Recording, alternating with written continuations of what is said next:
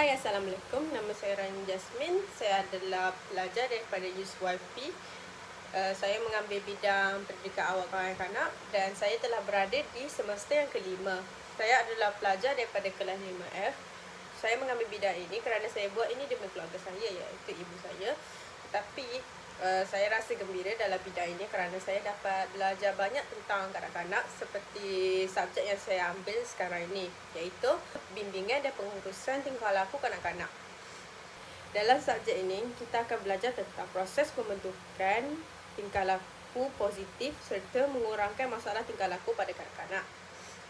Saya mungkin akan belajar tentang punca berlakunya tingkah laku dalam diri kanak-kanak, penetapan peraturan yang lebih konsisten dan penggunaan teknik pengajaran yang lebih baik.